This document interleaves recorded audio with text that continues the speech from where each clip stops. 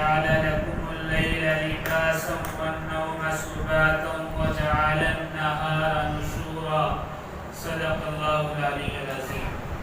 عزیز دوستوں اور ساتھیوں، میں نے جو آیت آپ کے سامنے تلاوت کی ہے اس کا ترجمہ ہے اور وہی ہے جس نے رات کو تمہارے لیے پردہ یا لباس بنایا اور نیند کو راحت بنائی ہے اور دن کو دوڑ دھوپ کا وقت۔ اس میں اللہ رب العزت نے اپنے 3 انعامات کا ذکر فرمایا ہے۔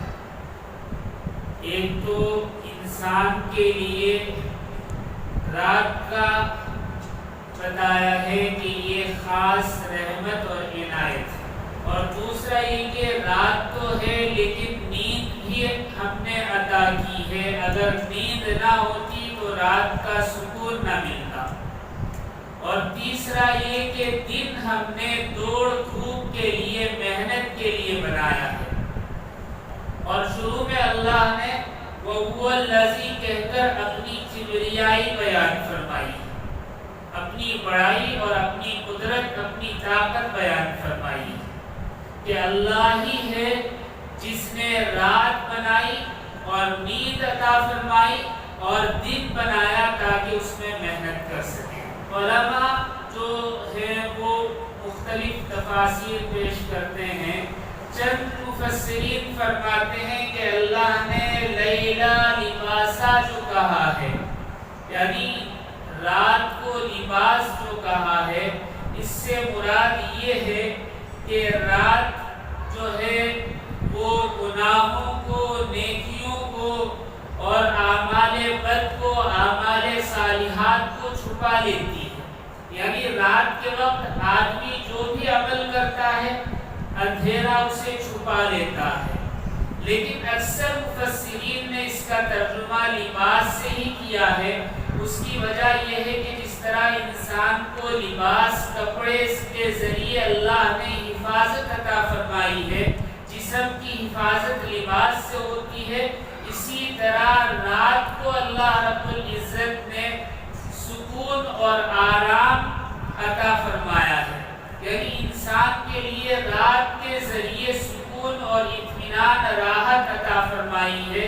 یہ انسان کے جسم کی حفاظت کرتی ہے، اس لیے کہ اگر رات نہ ہو اور دن ہی دن ہو تو انسانی جسم جو دن میں چل پھر کر کام کر کے ٹوٹ جاتا ہے، ڈیمیج ہو جاتا ہے، وہ ریپیئر ہی نہیں ہو سکتا۔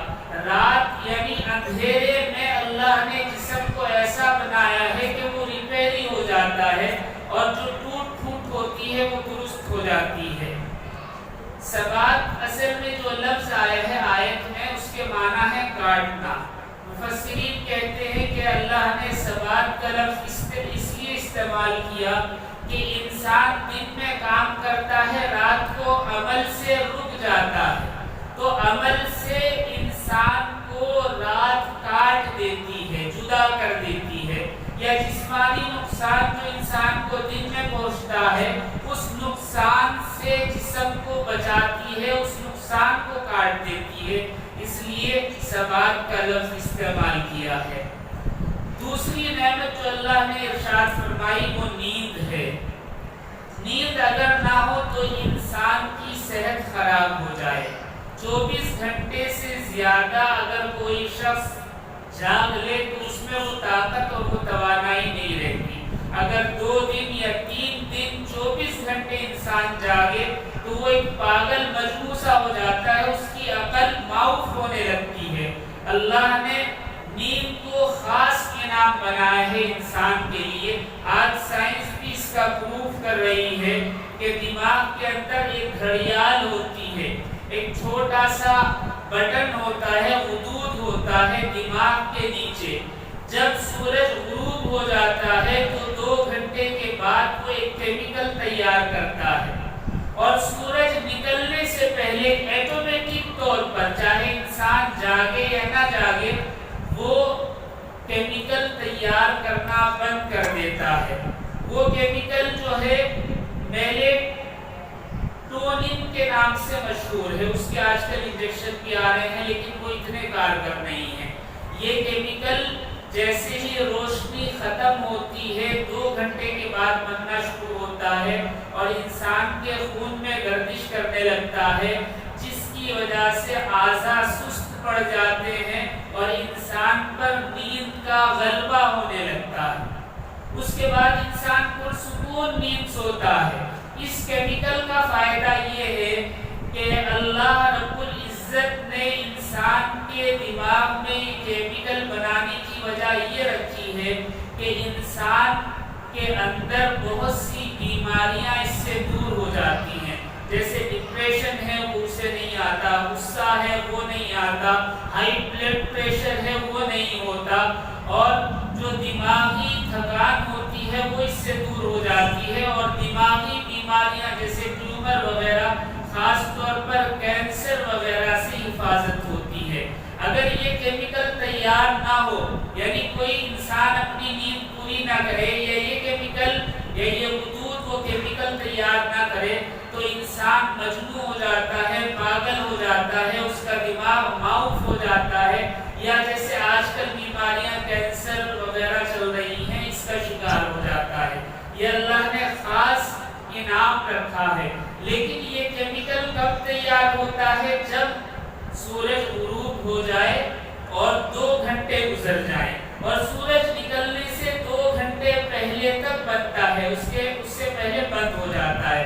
اگر اس درمیان انسان نہ سوئے تو اس کے بننے کی کوانٹٹی کم ہو جاتی ہے۔ جو لوگ بہت زیادہ دیر تک جاگتے ہیں ان میں یہ کم ہوتے ہوتے بننا بند ہو جاتا ہے، جس سے سائنسداں کہتے ہیں کہ 99% ایسا آدمی بیماریوں کا شکار ہو سکتا ہے۔ اسی لیے نبی کریم صلی اللہ علیہ وسلم کی ایک حدیث ہے، حضرت ابو ہریرہ رضی اللہ تعالی عنہ بیان فرماتے ہیں کہ نبی اکرم صلی اللہ علیہ وسلم عشاء سے پہلے سونے کو ناپسند فرماتے اور عشاء کے بعد دیر تک جاگنے کو سخت ناپسند فرماتے۔ یعنی عشاء تک آپ سونا نہیں چاہتے تھے، اسے آپ نے پسند نہیں کیا، یعنی جلدی سونا، مغرب کے بعد سونا آپ نے پسند نہیں کیا، بلکہ عشاء تک رکتے اور عشاء کی نماز کے فوراً بعد آپ آرام کرنے کے لیے چلے جاتے۔ یہ اور بات ہے کہ آپ دیر رات گئے یعنی تہجد کے وقت بیدار ہو جاتے تھے، اور یہ ہمیشہ آپ کا معمول رہا۔ عشاء کے فوراً بعد آپ بستر پر چلے جاتے اور تہجد میں پھر بیدار ہو جاتے، پھر فجر پڑھ کر اپنے دیگر معاملات میں مصروف ہوتے۔ اس میں یہاں ایک بات اور نکل کر آتی ہے، فجر کے بعد بھی آپ نے سونے کو ناپسند کیا ہے، اس لیے کہ جب سورج طلوع ہوتا ہے، نکلتا ہے، اس وقت زمین سے کچھ میگنیٹک پاور باہر نکلتی ہے۔ اگر انسان کا دماغ زمین سے لگا ہوا ہو تو پھر اس کا دماغ معاف ہونے کا خطرہ بڑھ جاتا ہے، یعنی دماغ اس کے قابو میں نہیں رہتا، بہت سی بیماریوں کا خدشہ رہتا ہے۔ لیکن کیا کریں، مجبوری ہے، اللہ رب العزت نے تو اپنا خاص انعام فرمایا ہے، لیکن ہم رات کو جاگتے ہیں اور دن کو سوتے ہیں، نبی کریم صلی اللہ علیہ وسلم کے سنت کے خلاف۔ یہ جو میں نے آپ کو ایک کیمیکل بتایا ہے، یہ رات کو بنتا ہے، لیکن اگر آنکھوں کے آگے روشنی ہو، جیسے تیز روشنی اس وقت ہے، یا موبائل کی اسکرین ہو، یا ٹی وی یا کمپیوٹر لیپ ٹاپ ہو، تو اس کی روشنی میں بھی یہ کام نہیں کرتا۔ مطلب یہ کہ اللہ نے جو فطرت رکھی ہے انسان کی، رات کو آرام کرنا ہے، رات کو سکون حاصل کرنا ہے، رات تمہاری حفاظت کے لیے ہے، لباس تمہارا بنایا ہے رات کو، اگر ہم اس فطرت کے خلاف جائیں گے تو نقصان اٹھائیں گے۔ اللہ رب العزت نے پھر تیسری نعمت ارشاد فرمائی کہ دن جو ہے وہ محنت اور جستجو کے لیے ہے، دوڑ دھوپ کے لیے ہے، یعنی کام کرنے کے لیے ہے۔ اگر انسان رات کو کام کرے اور دن میں آرام کرے تو اس کو وہ سکون و اطمینان اور وہ آرام حاصل نہیں ہو سکتا جو رات کی 2 یا 4 گھنٹے کی نیند سے حاصل ہوتا ہے۔ انسان اگر دن میں کام نہ کرے اور صرف رات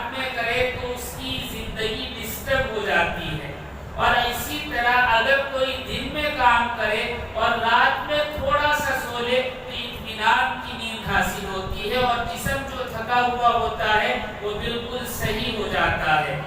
یہ اللہ رب العزت کے 3 خاص انعام ہیں۔ نیند اس میں درمیان میں رکھی ہے، نیند بڑی نعمت ہے، یعنی اللہ نے دن بھی بنا دیا، رات بھی بنا دی، دن کام کے لیے اور رات آرام کے لیے، لیکن اگر نیند نہ ہو تو انسان تباہ ہو جائے، برباد ہو جائے۔ مجھے نیوز یاد آ رہی ہے، 5 یا 6 سال پہلے ایک نیوز چھپی تھی، بہار کے کسی غیر مسلم نوجوان، اس نے ایک اعلان کیا تھا، کیا کہ میں کروڑ کا مالک ہوں، کئی سو کروڑ کا وہ مالک تھا۔ اس نے کہا کہ مجھے 35 سال ہو گئے ہیں سوئے ہوئے، 35 سال سے میں نے آنکھ بند نہیں کی، مجھے نیند نہیں آئی۔ دنیا میں اگر کوئی میرا علاج کر سکتا ہے اور کوئی مجھے 2 گھنٹے کی نیند پوری کرا دیتا ہے تو میں اپنی آدھی سے زیادہ جائیداد اس کے نام کر دوں گا۔ اللہ، یہ ہے نیند، نعمت اللہ کی۔ لیکن ہم دن میں سوتے ہیں، یعنی اکثر و بیشتر صبح کے وقت سوتے ہیں، فجر کے بعد سوتے ہیں، اکثر معاشرہ ہمارا، اور رات میں دیر تک جاگتے ہیں۔ رمضان میں نہیں، رمضان کا معمول الگ ہوتا ہے، اور ویسے جو ہے ہمارے معاشرے میں عام طور پر یہ چیز ہے۔ مجھے ایک لطیفہ یاد آ رہا ہے، ایک آدمی نے ایک بچے سے پوچھا کہ بیٹا رات میں جب آپ سوتے ہیں تو دعا مانگ کر سوتے ہیں؟ تو اس نے کہا کہ نہیں، میں دعا مانگ کر نہیں سوتا۔ انہوں نے کہا کہ کیوں؟ بیٹا دعا مانگ کر سونا چاہیے، اللہ سے مانگیں گے تبھی تو کچھ حاصل ہوگا، اللہ سے دعا مانگنے کی عادت ڈالنی چاہیے۔ تو اس نے کہا کہ میں دعا نہیں مانگتا، میری ماں دعا مانگتی ہے۔ تو انہوں نے پوچھا اچھا کیا دعا مانگتی ہے؟ تو اس نے کہا کہ میں تو لیٹ جاتا ہوں لیکن سوتا نہیں، آنکھ بند کر لیتا ہوں، تو ماں کہتی ہے چلو اس شیطان سے پیچھا چھٹا، یہ سویا تو صحیح۔ ہمارا معمول وہ ہے، یعنی ہم دن میں سوتے ہیں، رات میں جاگتے ہیں، فطرت کے خلاف۔ یہ چیز درست نہیں، انسان کو نقصان پہنچتا ہے اس سے۔ دوسری چیز، دن اور رات کو اللہ نے جو تقسیم فرما دیا، یہ انسان کی فطرت کے عین مطابق ہے، اسی کے مطابق انسان کو عمل کرنا چاہیے۔ ایک واقعہ یاد آ رہا ہے، سلطان محمود غزنوی رحمۃ اللہ علیہ بڑے بہادر اور بڑے بادشاہ گزرے۔ ہندوستان پر انہوں نے اس زمانے میں 17 حملے کیے، اور ہندوستان پر بھی ان کی حکومت رہی گجرات میں۔ ان کے متعلق آتا ہے کہ بہت ایماندار اور رعایا کا خیال رکھنے والے، پبلک کا خیال رکھنے والے بادشاہ۔ ایک مرتبہ چوریاں ہونی شروع ہوئی، لیکن چور پکڑے نہیں گئے، کبھی کہیں چوری ہو جاتی، کبھی کہیں چوری ہو جاتی، صبح میں اطلاع ملتی فلاں جگہ چوری ہو گئی، فلاں جگہ چوری ہو گئی۔ پولیس تھک گئی، آخرکار بادشاہ کو غصہ آ گیا۔ سلطان محمود غزنوی نے کہا کہ میں خود ان کو پکڑتا ہوں، تمہاری مجھے ضرورت نہیں۔ رات میں سادے لباس میں، دیہاتی کے لباس میں نکلے، عام آدمی کی طرح، اور چہرہ جو ہے وہ نقاب میں ڈھانپ دیا۔ چلتے چلتے ایک گلی میں پہنچے جہاں اندھیرا تھا، چاند کی روشنی صحیح سے نہیں پہنچ رہی تھی، تو دیکھا کہ 4-5 آدمی کھڑے ہوئے باتیں کر رہے ہیں۔ جیسے ہی انہوں نے سلطان محمود غزنوی کو دیکھا تو وہ بھاگ نکلے۔ تو سلطان نے کہا کہ کہاں جاتے ہو؟ میں بھی تم میں سے ہی ہوں۔ مطلب یہ تھا کہ میں بھی انسان ہی ہوں۔ اب اتفاق یہ کہ وہ جو آدمی 4-5 آدمی کھڑے ہوئے تھے وہ چور تھے، وہ یہ سمجھے کہ یہ بھی چور ہے۔ تو انہوں نے کہا کہ اچھا تم ہم میں سے ہی آؤ، تو پھر آؤ، ہمارا کام بنے گا۔ 1 سے 2، 2 سے 4، 4 سے 5 بڑے ہوتے ہیں، تمہیں بھی شامل کر لیتے۔ کہا کہ کیا پروگرام ہے؟ کہا کہ وہی جو روز کا پروگرام ہوتا ہے چوری کا۔ تو کہا کہ اچھا لیکن وہ تو ٹھیک ہے، لیکن اپنے بارے میں بھی تو کچھ بتائیں، کیا خاصیت ہے؟ ایک نے کہا کہ میرے اندر ایک خاص خاصیت ہے، وہ یہ کہ میں ہر جانور کی زبان سمجھتا ہوں۔ کوئی بھی جانور جب کچھ بولتا ہے تو میں اس کی بات سمجھتا ہوں کہ وہ کیا کہہ رہا ہے۔ تو اس نے کہا کہ یہ تو اچھا ہے، پتہ لگ جائے گا کہ جانور کیا کہتا ہے۔ دوسرے سے پوچھا کہ آپ میں کیا صفت ہے، کیا خاصیت ہے؟ اس نے کہا کہ میں کیسی بھی دیوار ہو اس پر آرام سے چڑھ جاتا ہوں۔ تو انہوں نے کہا یہ بھی بڑے کام کا آدمی ہے۔ تیسرے سے پوچھا آپ میں کیا صفت ہے؟ تو اس نے کہا کہ میں سونگھ کر بتا سکتا ہوں خزانہ کہاں رکھا ہے۔ کہا کہ یہ بھی بڑا کام کا آدمی ہے۔ چوتھے سے پوچھا کہ آپ کے اندر کیا صفت ہے؟ اس نے کہا کہ میرے اندر یہ صفت ہے کہ میں جس تالے پر قفل پر ہاتھ رکھ دوں وہ کھل جاتا ہے۔ کہا کہ یہ بھی بڑے کام کا ہے۔ پھر ایک پانچویں سے پوچھا کہ آپ میں کیا صفت ہے؟ تو اس نے کہا کہ میں کسی بھی آدمی کو مل لوں تو دوبارہ اسے دیکھنے پر پہچان لیتا ہوں۔ کہا کہ اچھا چلو دیکھیں گے۔ اب سلطان کا نمبر تھا، سب کو پتا ہے یہ بھی چور ہے، کسی کو نہیں پتا کہ یہ بادشاہ ہے۔ تو انہوں نے کہا کہ تیرے اندر کیا صفت ہے؟ تو سلطان محمود غزنوی نے کہا کہ میں جب داڑھی ہلاتا ہوں اپنی تو پھانسی جسے دی جاتی ہے اسے پھانسی سے روک سکتا ہوں، یعنی میری داڑھی ہل جائے تو پھانسی والے کو پھانسی نہیں لگتی۔ کہا کہ یہ تو سب سے اچھا آدمی ہے کہ اگر پکڑے جائیں تو بچ سکتے ہیں۔ تو سب نے مل کر سوچا کہ کہاں آج چوری کی جائے۔ تو سلطان نے کہا کہ ایسا ہے بھئی روزانہ تو تھوڑا بہت ہاتھ مارتے ہیں، اس میں مزہ نہیں، جب چوری کرنی ہی ہے تو کوئی بڑی چوری کی جائے۔ کہا کہ اچھا تمہارے ذہن میں ہے کوئی؟ کہا کہ ہے نا بادشاہ محمود غزنوی، اس کے ہاں چوری کر لیتے ہیں۔ تو انہوں نے کہا کہ بھئی یہ رسک کا کام ہے، پکڑے جائیں گے کہ نہیں؟ پکڑے نہیں جائیں گے، جب ہم محنت کریں گے تو کیسے پکڑے جائیں گے؟ کہا کہ اچھا ٹھیک ہے۔ تو یہ سب کے سب محمود غزنوی کے مکان کی طرف چلے، محل کی طرف۔ راستے میں بات کرتے کرتے محمود غزنوی نے سب سے ان کا نام اور پتہ پوچھ لیا کہ کون کہاں رہتا ہے۔ باتوں باتوں جب گلی میں پہنچے تو ایک کتے کے بھونکنے کی آواز آئی۔ تو انہوں نے کہا کہ بھئی بتاؤ یہ کیا کہہ رہا ہے؟ تو انہوں نے کہا جو زبان سمجھتا تھا اس نے کہا کہ یہ کہہ رہا ہے کہ تم میں ایک بادشاہ ہے۔ تو دوسرے چوروں نے بڑا مذاق اڑایا، واہ ہم میں بادشاہ، ہم تو سب چور ہیں، تیری بات غلط ہے، ہم تیری بات نہیں مانتے۔ جو دیوار پر چڑھنا جانتا تھا وہ دیوار پر چڑھا اور اس نے اوپر سے رسیاں ڈالی، یہ سب بھی چڑھ گئے، محل کے اندر پہنچ گئے۔ گھومتے گھومتے جسے سونگ کر پتہ لگ جاتا تھا اس نے سونگ کر بتایا کہ اس کمرے میں خزانہ رکھا ہوا، وہاں پہنچ گئے۔ جس نے بتایا کہ میں ہاتھ رکھ دوں تو قفل کھل جاتا ہے، اس نے قفل کھول دیا، خزانہ چوری کر لیا اور کٹوں میں بھر کر، بوریوں میں بھر کر وہاں سے سونا اور چاندی لے کر باہر نکل آئے۔ اب اسے تقسیم کرنے لگے آپس میں۔ تو محمود غزنوی نے کہا کہ تم تو اناڑی ہو، اگر اسے تقسیم کر لو گے اور گھر لے جاؤ گے تو اگر پکڑے گئے تو کیا ہوگا؟ ثبوت مل جائے گا، ایک کام کرو اسے کہیں چھپا دو۔ انہوں نے کہا کہ یہ بہت ذہین آدمی ہے، اس نے کام کی بات بتائی، یہ آج ہی آیا ہے اور اتنا مال ہمارے ہاتھ لگ گیا اور یہ پوائنٹ کی بات بتا رہا ہے کہ ہماری جان کی بھی حفاظت ہو سکے، لہٰذا چلو اس کی بات مان لیتے ہیں، کہیں چھپا دیتے ہیں۔ ایک درخت دیکھا، اس کے نیچے جڑ کے پاس کھود کر وہ سارا خزانہ وہاں دفن کیا اور کہا کہ 2-4 دن گزرنے کے بعد پھر اسے تقسیم کر لیں گے۔ سب اپنے اپنے گھروں کو چلے گئے، محمود غزنوی بھی اپنے محل آ گئے۔ صبح ہی دروغہ کو بلایا اور کہا کہ اس نام کے فلاں فلاں محلے میں 5 آدمی ہیں، ان کو اٹھا کر لیا۔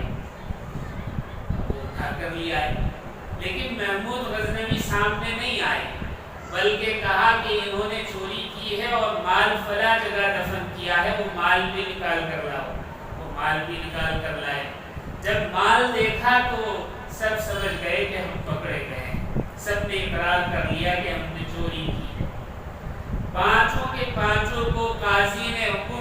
فیصلہ سنایا کہ پھانسی دے دی جائے۔ اب پھانسی کا حکم ہو گیا کہ آپس میں بات کر رہے ہیں کہ وہ چھٹا کہاں گیا جس نے ہمیں ساری ترکیب بتائی تھی، وہ تو نظر نہیں آ رہا ہے، پتہ نہیں کہاں بچ کر نکلا ہے کہ ان کے ہاتھ ہی نہیں لگا۔ اب جب پھانسی کے لیے تختہ دار پر لے جا کر ان کو کھڑا کیا گیا اور گلے میں پھندا ڈال دیا گیا تو اس وقت محمود غزنوی سادے لباس میں نکل کر آئے، اور ان میں سے وہ جو آدمی جو کہتا تھا کہ میں پہچان لیتا ہوں، اس نے پہچان لیا اور کہا کہ یہ تو وہ ہے جو ہمارے ساتھ کھڑا ہے۔ تو انہوں نے کہا کہ یہ کیسے ہو سکتا ہے، یہ تو محل کے اندر ہے، محل کا ہی کوئی آدمی ہوگا، کہ نہیں میں تو اس کو پہچانتا ہوں۔ دوسرے چوروں نے کہا کہ ہم تیری بات نہیں مانتے اس لیے کہ یہ تو نقاب میں تھا جو رات آیا تھا، اور یہ کون ہے ہم تو نہیں سمجھتے، لیکن ایسے کیسے ہو سکتا ہے، اگر ہم 5 پکڑے گئے ہیں تو یہ بھی پکڑا جاتا۔ تو اس نے کہا کہ نہیں۔ اب جلاد منتظر ہے کہ جیسے ہی بادشاہ اشارہ کرے تو پھانسی پر لٹکا دے۔ اب سانس اوپر نیچے ہو رہی ہے۔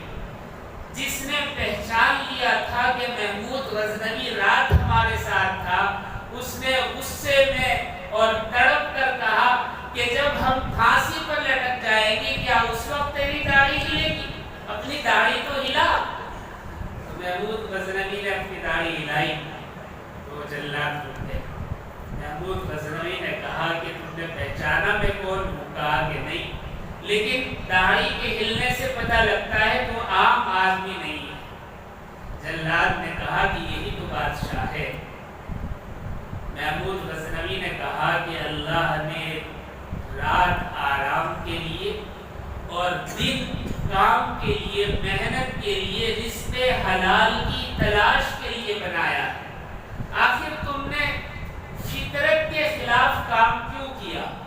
یعنی اللہ نے جو فطرت رکھ دی ہے انسان کی، رات کو آرام کرے اور دن میں کمائے، محنت کرے اور حلال کمائے، اس کے خلاف کیوں کیا؟ انہوں نے کہا کہ ہمارے پاس کام ہی نہیں ہے جو ہم کام کریں۔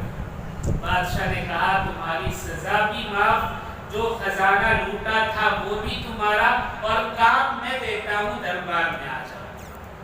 مقصد یہ تھا کہ ان کی اصلاح ہو جائے۔